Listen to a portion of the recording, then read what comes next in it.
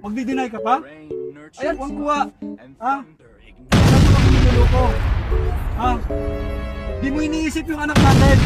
Ano, i-deny mo pa? Naman. Aray ko!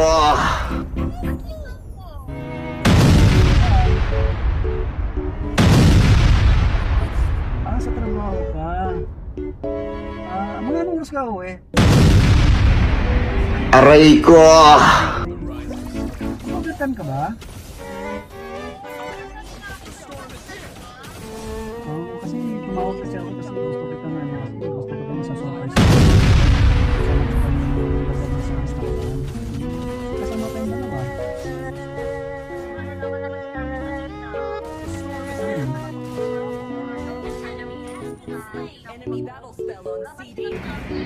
Aray ko!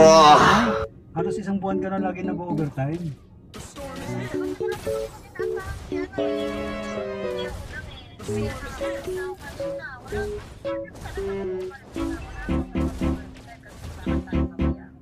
Baka pwede mong pag-usapan mo na no, na kung pwede, huwag ka na muna mag-overtime. Alisan tayo, saglit na naman eh. Alam mo naman, matagal na tayo walang oras.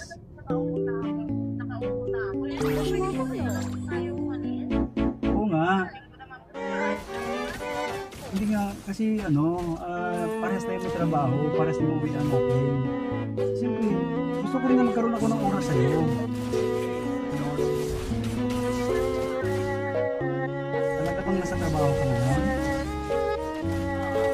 Diba?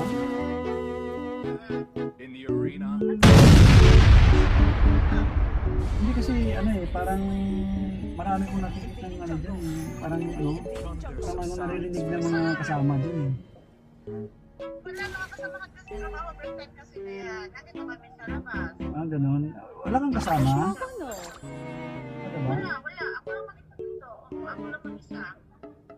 Talagang ikaw lang ba mag-isa? Sino yung kasama mo? Sino yung kasama mo? Tingnan mo yung tingnan mo yung cellphone mo. Tingnan mo. Yan, sino yan? Sabi mo sa trabaho ka.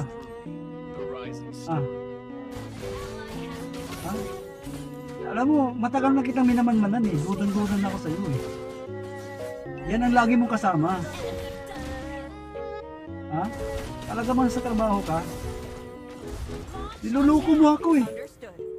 Nagsisikap ako para sa atin. Akala ko ba naging totoo ka sa akin? Matagal mo na akong niloloko. Mag-uusap tayo. Ayan, yan lagi.